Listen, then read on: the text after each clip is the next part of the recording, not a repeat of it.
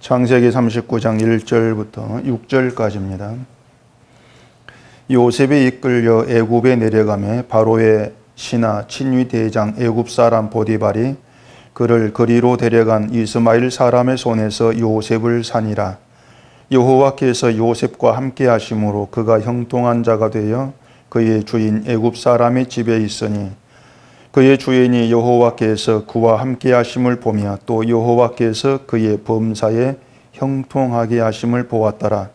요셉이 그의 주인에게 은혜를 입어 섬김에 그가 요셉을 가정 총무로 삼고 자기의 소유를 다 그의 손에 위탁하니 그가 요셉에게 자기의 집과 그의 모든 소유물을 주관하게 한 때부터 여호와께서 요셉을 위하여 그 애굽 사람의 집에 복을 내리심으로 여호와의 복이 그의 집과 밭에 있는 모든 소유에 미친지라.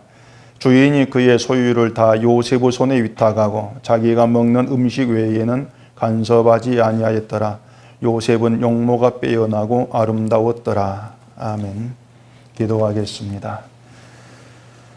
어제도 오늘도 날마다 우리의 인생 가운데 함께 하시고 간섭하심 붙으시고 우리 하나님의 그 뜻대로 저희를 이끌어 가심을 믿습니다. 하나님께서 저희를 붙들어서 이끌어 가시는 그 이유, 그 방향이 어떤 것인가를 늘 말씀 안에서 확인하게 하시옵시고 내 뜻대로가 아니라 하나님의 뜻대로 살아간 그 삶의 복됨이 무엇인지를 오늘 이 말씀을 통해 깨달아 알게 하시옵소서. 예수님 이름으로 기도합니다. 아멘. 지난 수요일에는 유다와 다말에 대해서 말씀을 드렸는데요. 유다 다말 이야기를 잠깐 다시 복습을 해보면은 지금 성경은 요셉에 대한 이야기를 하고 있습니다. 그런데 유다와 다말 이야기가 요셉 이야기 그 가운데에 끼어들고 있는 것이죠.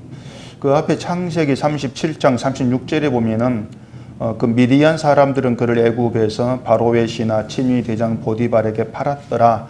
이렇게 요셉이 보디발에게 팔린 내용으로 37장이 맞춰지거든요. 그리고 보면 1절에 보면은 요셉이 이끌려 애굽에 내려가매 바로의 신하 친위 대장 애굽 사람 보디발이 그를 그리로 데려간 이스마엘 사람의 손에서 요셉을 산이라 이렇게 되어 있습니다.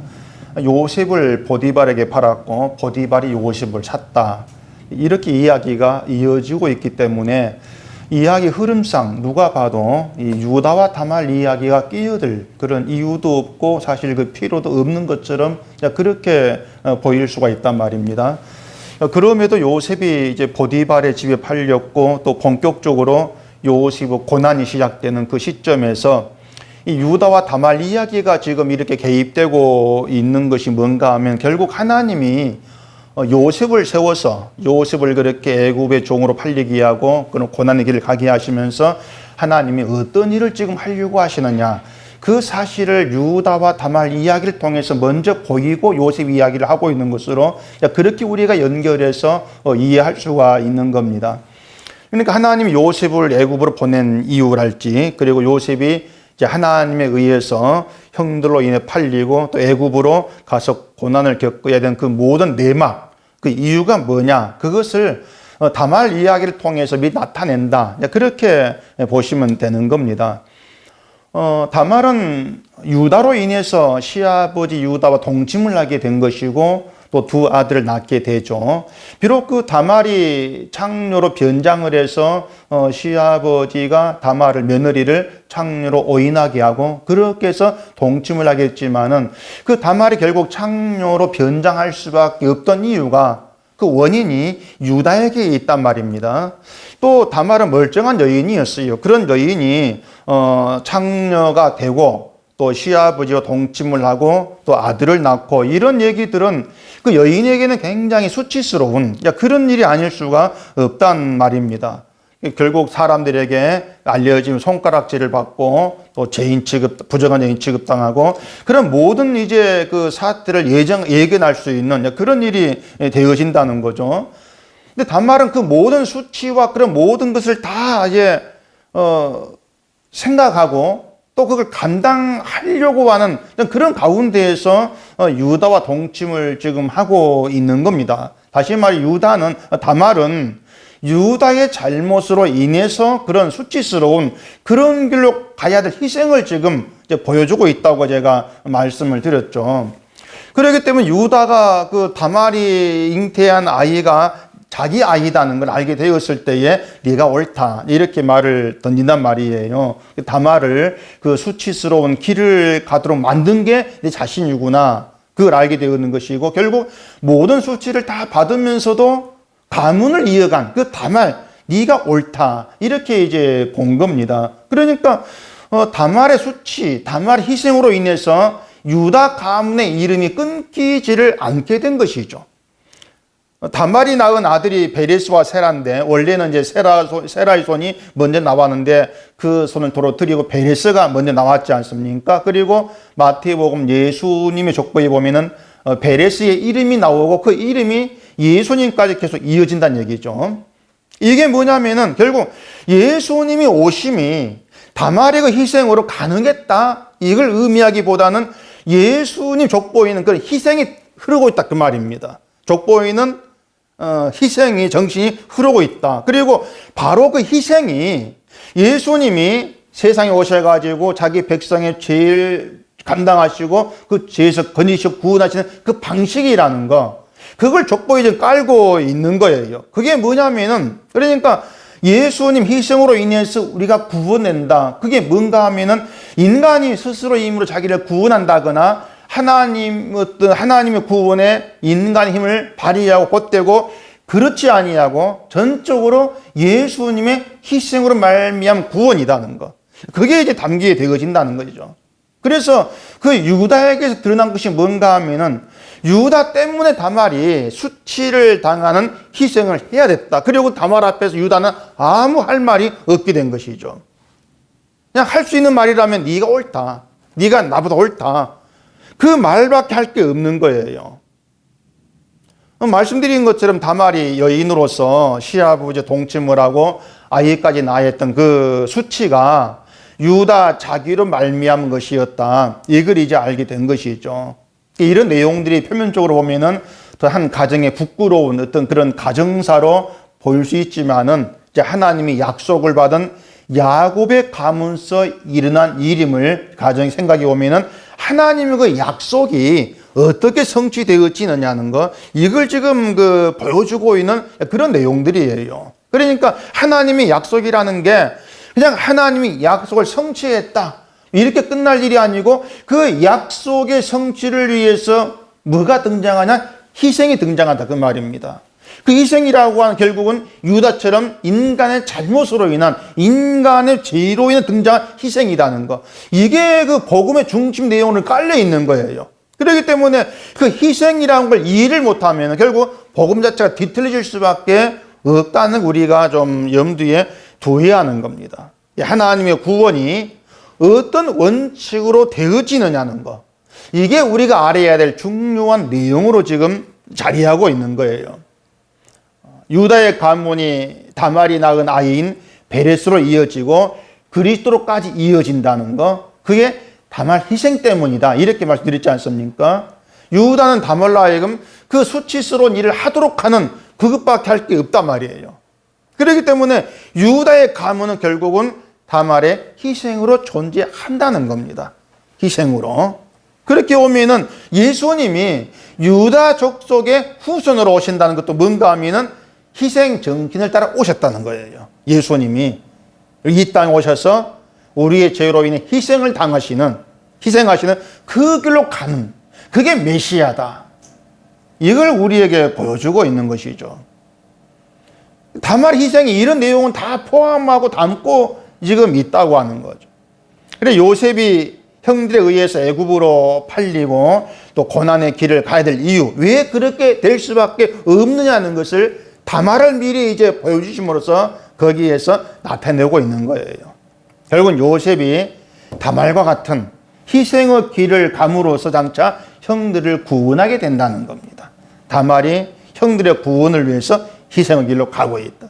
결국은 자기를 팔아버린 형들을 위해서 고난의 그 길을 가게 되는 것이고, 그게 장차 메시아로 오실 주가 가실 길이라는 거, 이걸 보여주고 있는 것이죠. 그렇기 때문에 우리는 메시아 그러면은 그 메시아 길에서 어떤 내 번성과 이 땅의 복 이걸 볼 것이 아니고 그 메시아 희생을 봐야 한다는 것이죠. 나의 죄로 한 희생. 그게 메시아의 길이다. 그게 예수님을 제대로 보는 그런 시각이라고 할 수가 있는 겁니다. 그게 요셉에 대한 계획이고 하나님의 뜻이었죠. 그 모든 일은 하나님의 계획과 뜻대로 한치의 어긋남도 없이 그대로 시행되고 이루어지게 돼 있는 겁니다. 이런 점에서 요셉의 인생을 형통으로 그렇게 설명이 되고 있습니다. 오늘 본문이 요셉 인생을 형통 그렇게 얘기를 하고 있죠. 보디발이 이스마엘 사람 손에서 요셉을 샀습니다. 아버지에게 사랑받고 잘 지내던 요셉이 형들에 의해서 이제 팔렸고 먼 타국 땅에 와서 종의 신세가 되었지 않습니까? 그렇게 어려움을 겪고 있는 요셉을 대해서 2절 보면은 이렇게 얘기합니다. 여호와께서 요셉과 함께 하심으로 그가 형통한 자가 되어 그의 주인 애굽 사람의 집에 있으니 이렇게 얘기해요. 여호와께서 요셉과 함께 하심으로 요셉이 형통한 자가 되었다 이렇게 말을 하고 있는데 세상의 시각에 보면은 요셉은 지금 형통한 그 가운데 있는 게 아니지 않습니까? 대개 보면은 요셉이 종으로 팔렸지만 보디발의 집에서 가정 총무가 되었다. 보디발이 애굽 사람 신하고 그 당시에 권력을 가진 그런 신하였는데 그런 집에 가정 총무가 지금 시간으로 집사라겠죠. 그 가정 총무가 되었고 또 뒤에 보디발 아내가 누명을 씌워가지고 옥에 갇혔지만은 옥에 들어가서도 옥중의 모든 일을 다 처리하는 그런 사람이 되었고 또 거기에서 꿈을 해몽해가 결국은 바로왕을 만났고 결국은 총리까지 되었다. 자, 그런 내용들 때문에 요셉의 형통했다 이리 생각한단 말이죠. 그러니까 뭔가 일이 안 된 것 같지만은 잘 풀렸다는 거예요. 옥에서 죄수로 고생하는 것만이 아니고 계속 종으로 있던 것만이 아니고 결국은 총리가 되었지 않느냐. 그게 형통이지 않느냐. 그런 생각들을 많이 합니다. 고난을 받긴 받았지만은 뭔가 잘 풀렸다. 그것만 생각을 한다는 얘기예요. 그걸 가리켜서 이제 하나님이 함께 하심으로 요셉이 형통했어. 그런 생각들을 하죠. 종으로 팔려오긴 했지만은 총리의 자리까지 올라간 성공을 이루었으니까 그게 요셉의 형통이었다. 그러면서 이제 하나님 형통을 구할 때에도 늘 그런 형통을 구하는 겁니다. 지금은 내가 뭔가 좀 잘 안 돼도 형통하셔가지고 잘 되게 해주십시오. 또 이런 기도를 많이 하거든요. 만사형통이란 그런 말을 하면서요. 결국은 그 형통이라는 그 용어를 어떻게들 이해를 하는가 하면은 결국은 내가 잘 되는 거예요. 내 원대로 일이 잘 풀려가는 거. 그걸 이제 형통이란 의미로 사람들이 다들 생각을 한다는 얘기입니다. 하나님이 함께 하셔서 내가 원한 인생을 살게 해주는, 지금은 고생을 해 일이 잘 풀리는, 잘 되는 그런 형통들을 다들 원하고 있지 않습니까? 그래서 제가 하는 말이 있어요. 하나님이 함께한 인간에게 만사형통은 없다는 겁니다. 대신 만사불통만 있을 뿐이다. 저는 그렇게 얘기합니다. 만사불통만 있어요. 우리에게 하나님이 함께 하신다는 것은 우리 인생이 내 뜻대로가 아니라 하나님의 뜻대로 된다는 뜻입니다. 함께 하심이라는 것이. 근데 그걸 전혀 다르게 생각하지 않거든요. 하나님이 함께 하니까 하나님의 어떤 그 능력으로 사랑으로 나를 도와주신다, 잘 되도록. 그렇게 생각을 하는데 성경에 하나님이 함께 하셔가지고 인생이 그 사람의 뜻대로 되어져 간 것은 없다는 얘기입니다. 모든 게 하나님의 뜻대로 되어진 것이죠. 그런 의미에서 하나님이 함께한 인생은 내 뜻대로 되는 건 없어요. 그렇기 때문에 만사불통이죠. 내 원대로 안 된 인생이란 얘기입니다. 요셉이 형들에게 팔려가지고 애굽의 종으로 하게 된 것도 요셉 계획도 아니고요. 요셉이 예상했던 일도 아닙니다. 오히려 요셉은 자기가 꾼 꿈으로 인해서 자기가 형들 위에 있게 될 것을 예상했을 거예요. 꿈의 내용 그러니까. 근데 뜻하지 않게 애굽에 팔려가지고 보디발의 집에 종이 되었는데 그걸 하나님 함께 하신다 이렇게 얘기하면서 범사 형통한 것으로 그렇게 얘기를 하고 있다는 얘기입니다. 그러니까 그런 내용이, 형통이란 그 내용이 지금은 비록 종으로 네가 팔렸지만은 장차 형통이 총리가 되어질 것이야. 그래 참고 기다려. 그런 뜻이 아니란 얘기죠. 장차 총리가 될 거니 형통이 이것이 아니고 종으로 팔린 지금도 하나님 함께한 것이고 지금도 넌 형통의 그 뜻입니다. 종으로 팔린 것도 형통이라 그 말이죠. 요셉이 총리가 되었을 때 그때가 가지고 야, 이 모든 게 하나님이 함께한 덕분이고 내가 형통하게 된 것이구나 그렇게 말하지를 않습니다. 성공했을 때 총리가 되어서 형통이라는 말이 나오는 것이 아니고 종으로 팔린 여기 일때부터 형통 그 말이 나오고 있는 거예요. 이미 형통하고 있다고 하는 것입니다. 그런 점 우리가 놓치지를 말아야 돼요. 성경이 어떻게 말하는가 좀 깊이 들여다보면서 총리가 된 것만 얘기하는 것이 아니구나 그걸 염두에 두셔야 돼요. 세상에서 잘된 그 형통이라면은 돈 많고 높은 자리에 오른 그 사람들만 형통한 인생 이렇게 얘기할 수가 있는데 십자가를 믿는 우리는 모든 걸 십자가를 기준해서 생각을 해야 합니다. 모든 게. 다시 말해서 아무리 세상에서 잘 된다 할지라도 십자가를 모르면 영원한 저주 아래 있는 것 아닙니까? 그게 하나님 말씀이잖아요. 그렇기 때문에 인생의 결말을 두고 생각한다면 총리가 된 것 자체가 형통은 아니라는 겁니다. 세상의 성공 형통이 아니라는 거예요. 아무리 성공해도 십자가를 모르면 그건 저주니까 그걸 형통이라 할 수가 없는 거예요. 그런데도 대개의 사람들은 세상의 성공에서 벗어나지를 못합니다.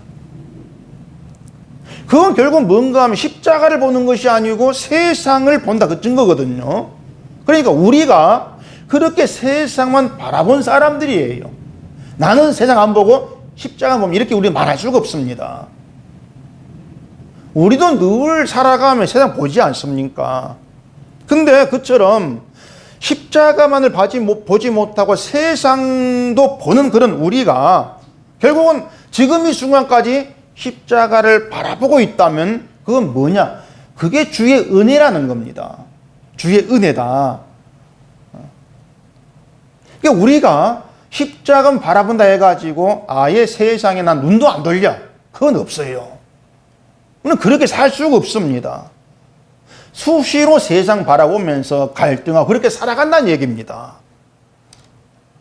그런데도 우리가 신자로서 예수님을 아는 사람으로서 장담할 수 있는 게 뭐냐면은 나의 마지막은 예수 그리스도의 영광의 나라에서 영원히 존재하게 되어진다는 사실이죠. 그게 우리 장담이 되는, 이거 이유가 뭐겠습니까? 내 신앙이 좋아서가 아니고 하나님의 약속에 붙들려 있다는 거. 그 약속을 믿기 때문에 그런 거예요. 하나님이 일하신다는 내용이죠. 십자가 은혜를 말하면서 항상 세상을 바라보고 세상 일로 인해 염려하고 갈등하고 그렇게 살아가는 게 우리 현실인데 그런 나에게 하나님이 함께 하신다. 그럼 나도 여전히 하나님께서 붙드시고 버리지 아니하시고 진리, 생명의 길로 이끌어. 이게 우리 믿음이지 않습니까? 그 믿음이 내가 이런 몰골, 이런 꼬라지를 산다 할지라도 나의 마지막은 영광의 나라입니다. 하나님 일하시니까. 그게 우리 고백으로 나와지게 되어지는 거예요. 그러니까 이런 믿음이 있는 신자가 형통이 무엇인가 하는 걸 바르게 이해할 수가 있단 말입니다. 그 형통이 뭔가 하면은 하나님이 나를 붙들고 계시고 나를 하나님의 약속 그 말씀대로 진리에게로 끌어가신다는 거죠. 그게 형통이란 얘기입니다. 세상을 보면 그런 형통이 우리는 이해가 안 되고 싫죠. 근데 십자가에 바라본다면 그게 정말 내 형통이구나. 우리는 그걸 알 수 있게 되어지는 거예요. 그렇기 때문에 믿음 안의 소리를 본다면 하나님이 함께 하시고 하나님의 손에 붙들려 있는 그런 신자에게 믿음의 실패는 없는 겁니다. 있을 수가 없는 거죠. 왜? 하나님이 일하시니까. 내가 일해서 내 믿음을 내가 책임진 것이 아니고 하나님이 책임지고 계시니까. 그 믿음의 길은 실패일 수가 없는 거예요. 만약에 하나님이 함께 하시고 하나님 택하시고 부르셔서 하나님 생명에 속하게 된 하나님의 백성이 믿음의 실패에서 지옥으로 갔다. 그건 결국은 하나님이 인간을 극복하지 못한 무능한 신이다. 이런 의미가 되어버린다는 얘기입니다. 자, 하나님이 자기 백성을 택하시고 부르신 이유가 뭐라겠습니까? 하나님의 영광을 받기 위해서예요. 근데 그 하나님의 영광이 뭔가 하면은 모든 게 하나님의 은혜입니다. 하나님 홀로 하셨습니다. 그 고백입니다. 그 어떤 공로를 인간이 가로채지를 못하는 거죠. 하나님이 했습니다. 그게 하나님의 영광이에요. 그러니까 하나님은 자기 백성에게 그 고백을 받으시고 영광 받기 위해서 자기 백성 붙드시고 진리의 길로 끌어가시면서 보게 하는 것이 나의 무능이란 얘기입니다. 나는 악한 존재일 뿐이고 날마다 믿음에 실패하는 그런 존재일 뿐이라는 것, 이걸 절감하게 하시면서 지금 내 입에서 십자가 은혜가 고백되어지는 것조차도 하나님이 하신 일입니다. 하나님의 은혜입니다. 이걸 알게 하는 거죠. 그래서 우리를 믿음에 대해서 우리 자신은 실패할 수밖에 없지만은 하나님은 실패하지 아니하시고 자기 백성을 기어이 생명의 그 자리에 세우시고야 마시겠다. 그게 하나님의 약속이고 신실하심이고 열심이죠. 그렇기 때문에 하나님의 그 뜻에 붙들려 있고 그 손에 붙들려 인도받고 있다는 자체가 우리에게는 말할 수 없는 형통, 범사의 형통이에요. 범사의. 모든 일이 형통이죠. 지금에 대해 형편이 어떻습니까? 이걸 초월해서 하나님이 함께 합니다. 그 자체가 형통으로 우리에게 이미 주어져 있는 겁니다. 그게 신자 형통이기 때문에 신자가 하나님께 내 뜻대로 뭔가 잘 되길 기도한다 그 자체가 이미 말이 안 되는 거죠. 이것은 하나님의 뜻에서 벗어나 있는 그런 모습밖에 안 된다는 얘기입니다. 요셉이 형들에게 미움받고 애굽에 팔리게 된 결정적인 이유가 꿈 때문이었거든요. 하나님 요셉에게 꾸게 한 꿈이 결과적으로 요셉의 인생을 평탄치 못한 고난으로 밀어넣게 된 것 아닙니까? 한마디로 말해서요, 요셉은 하나님의 계시를 받은 것 때문에 인생이 꼬인 겁니다. 그게 요셉이에요. 계시를 받은 것 때문에 인생이 꼬여버렸다. 근데 그 요셉처럼 하나님의 계시를 받고 말씀을 받은 것 때문에 인생이 꼬인 사람이 한둘이 아니거든요. 선지자들도 마찬가지고 사도도 마찬가지고 우리가 잘 아는 바울도 예수님 때문에 인생이 완전 꼬인 사람이지 않습니까? 바울이 예수님을 알기 전에 유대 사회에서 잘 나가던 사람이었습니다. 엘리트 중에 엘리트였죠. 그런데 예수님을 만나고 예수님을 알게 되면서 매맞게 되고 죽음의 얘기를 수없이 겪는 그런 고난의 일로 가게 된 거죠. 인생이 꼬인 거예요. 그런 바울을 세상 시각에 보면은 형통하다 할 수가 없다는 얘기입니다. 그런데 십자가 시각에서 보게 되어지면 예수님이 찾아오셨다는 거, 예수를 알게 되고 예수님이 가신 그 길로 가게 되었다는 거, 그 자체가 바로 형통이다. 우리는 우리 인생을 그런 시각에서 볼 수 있어야 됩니다. 그럴 때에 전혀 형통하지 않는 것처럼 보이던 인생이 이게 형통이구나. 그렇게 보여지게 되어지는 것이죠. 예수님 희생이 나를 복되게 했구나. 그걸 알게 되어지는 겁니다. 요셉이 바로 그런 자리에 있는 거예요. 자, 다말의 희생이 유다를 복되게 했습니다. 요셉의 희생이 야곱의 형들을 복되게 했습니다. 요셉의 희생이. 예수님의 희생이 우리를 복되게 했죠. 근데 다른 누군가를 복되게 하기 위해서 자신은 희생이라는 그런 꼬인 인생길로 가게 된 것이죠. 다말이 그렇고 요셉이 그렇고 예수님이 그러하더란 얘기입니다. 그렇기 때문에 복에 거하게 된 신자가 자기가 어떻게 해서 복에 거하게 되었느냐, 그 내막을 알게 되어지면요, 내가 했단 말을 할 수가 없는 겁니다. 내가 한 게 있긴 하죠. 뭐냐면은 나를 복되게 한 그를 수치를 받는 길을 밀어넣고 죽여버린 거죠. 그게 우리가 예수님께 한 일이지 않습니까? 우리가 이걸 알게 되어지면은 그럼에도 불구하고 나를 복되게 하신 사랑과 은혜에만 마음을 둘 수 있단 말입니다. 그게 신자의 믿음이에요. 이런 내용들이 우리가 성경을 통해 알게 된 복음의 이제 내용들이죠. 아, 이게 복음이구나. 그런 겁니다. 복음이는 내가 뭔가 잘 되기 위해 주를 찾는 이게 복음에 들어있지를 않습니다. 십자가에 못 박혀 죽으시면 날 복되게 하신 그 예수님에게만 내 마음이 향하게 되어지고 그 예수님의 은혜만을 우리가 항상 나타내 고백하게 되어지는 그걸 위해서 우리가 이 땅에 세운바 되었고 주를 알게 되었다는 거죠. 우리는 그것만 알고 있을 뿐이에요. 성경에 보면 이방 나라에서 총리가 된 사람이 또 하나 있거든요. 그 다니엘입니다. 이 다니엘이 유다가 망하고 바빌론에 포로 잡혀가 그런 사람이지 않습니까? 그가 총리가 되었어요. 바빌론에서. 다니엘서 6장 1절 한번 보십시오. 다니엘서 6장 1절 보시면은 다리오가 자기의 뜻대로 고관 120명을 세워 전국을 통치하게 하고 또 그들 위에 총리 셋을 두었으니 다니엘이 그 중에 하나이라. 이는 고관들로 총리에게 자기의 직무를 보고하게 하여 왕에게 손해가 없게 하려 함이었더라.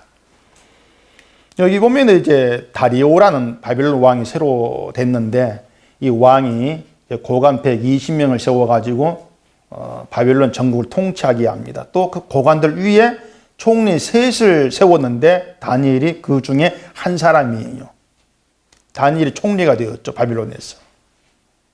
이 다니엘이 다른 총리들과 고관들 위해서 너무 뛰어나서 왕이 이제 다니엘로 하여금 전국을 다스리게 합니다. 자, 그러면 다니엘이 형통한 것입니까? 물론 표면적으로 보면 다니엘이 바빌론에서 그 강한 나라 바빌론에서 왕의 총리를 받으니까 높은 데 올렸으니까 형통하게 되긋할 수가 있죠. 근데 그 뒷이야기 보면은요, 다니엘이 왕의 총리를 받으니까 시기한 사람이 많이 생깁니다. 그래서 다니엘을 이제 뭔가 죄를 찾을 근거를, 죄를 찾는데 아무 죄를 찾지를 못해요. 그래서 다니엘을 시기한 사람이 한 계책을 세우죠. 그게 뭐냐면 이제부터 30일 동안 누구든지 왕 외의 신이나 사람에게 무언가를 구하면 사자굴에 던져 넣읍시다. 그렇게 금령을 이제 내려라고 왕에게 얘기를 하죠. 왕이 그 말을 받고 그렇게 금령을 내렸는데 다니엘이 그걸 알고도 하나님께 기도를 합니다. 결국 다니엘이 붙들려 가지고 사자굴에 던져지죠. 던져진 다음 날 왕이 사자굴을 갔는데 다니엘이 살아있는 것을 보고 그 왕이 다니엘 하나님의 능력을 이제 알게 돼요. 그래서 다니엘 참수한 사람들을 오히려 사자굴에 던져버리죠. 그리고 다니엘을 하나님 앞에 떨고 뒤로 하라. 이런 조서를 전국에 내립니다. 이런 다니엘 때에서 그 6장 28절에서 이렇게 얘기를 합니다. 이 다니엘이 다리오 왕의 시대와 바사 사람 고레스 왕의 시대에 형통하였더라. 이렇게 얘기합니다. 다니엘도 형통했다. 이렇게 얘기하죠. 우리도 이 말도 요셉과 똑같이 다니엘 역시 온 나라 다스리는 그 지위, 총리의 오름을 가지고 야, 형통했지. 그래 생각한다는 얘기입니다. 하지만 그 전에 다니엘은 굉장히 많은 고초를 겪게 돼요. 나라도 망해버린다는 얘기입니다. 바빌론 잘 돼봐 이방 나라지 않습니까? 그러면 다니엘이 총리가 되기 전에는 형통하지 않았고 총리가 되었을 형통했겠습니까? 아니에요. 다니엘은 항상 형통했죠. 나라가 망하고 바빌론으로 끌려간 그때도 다니엘 형통했습니다. 요셉과 똑같은 거예요. 왜냐하면 그 모든 것이 하나님의 뜻에 의해 되어진 일이었기 때문에 형통하다 이렇게 얘기한단 말입니다. 형통이라고 하는 것은 하나님의 뜻에 의해 되어진다. 그거에 근거가 있는 것이지 나중엔 잘 된다. 거기에 근거를 두고 형통이라는 말을 하고 있지를 않는 거예요. 이스라엘에게 하나님이 누구신가를 보이시고 하나님을 아는 백성으로 새롭게 세우시는 것이 하나님 뜻이었기 때문에 그 뜻 안에서 예루살렘이 망하고 포로로 잡혀가고 온갖 고초 다 겪고 죽을 일 넘기고 이런 모든 것들이 다 형통으로 그렇게 다가와지는 거예요. 형통이다. 본문 3절 보시면은 그의 주인이 여호와께서 그와 함께 하심을 보며 또 여호와께서 그의 범사에 형통하게 하심을 보았더라. 여기 그의 주인은 보디발이죠. 보디발은 애굽 사람이고 이방인입니다. 하나님을 알지 못한 사람이에요. 보디발이 설사 요셉에게서 여호와 하나님에 대해서 어떤 말을 들었다 할지라도 믿은 건 아니었을 거예요. 그런데 그런 그가 어떻게 요셉에게 하나님 함께한다, 하나님이 그를 형통하게 한다, 이걸 보냐 말이에요. 보디발이 요셉에게서 뭘 보고 그렇게 말하는지는 알 수가 없습니다. 어찌 생각하면 요셉이 남의 집 종이 되었으면서도 하나님 의지하고 또 기쁘게 살아 그것 때문이라고도 할 수가 있겠죠. 어쨌든 뭐 때문인지 모르겠지만은 한 가지 분명한 사실이 있습니다. 그게 뭐냐면 보디발이 말하는 형통이 세상의 성공도 아니고 일이 잘 돼가지고 부자 되는 것도 아니라는 거죠. 왜냐하면 지금은 요셉은 보디발 집의 종이거든요. 종의 신분인데 그런 요셉 보면서, 종으로 있는 요셉 보면서 하나님 함께한다, 형통하게 했다 이렇게 봤다면 적어도 세상에서 잘 되고 성공하는 그런 시각으로 말한 건 아니란 얘기입니다. 보디발도 그렇게 보고 있는 거예요. 형통이라는 의미를 세상과 상관없이. 그래서 우리가 본문에서 분명히 알 것은 요셉에게 하나님이 함께 하신다는 것은 요셉의 인생을 도와주겠다 이러한 의미가 아니고 요셉의 인생을 하나님이 이끌어 가시면서 하나님이 어떤 분인가를 보여주시겠다 그 의미가 담겨 있습니다. 함께 하신다. 그렇기 때문에 하나님이 함께 한다고 해서 그 인생이 이 땅에서 잘 된다 그런 보장은 없는 거예요. 말씀드린 것처럼 잘 돼봐야 십자가 모르면 그 인생 비참할 수밖에 없는 것이고요.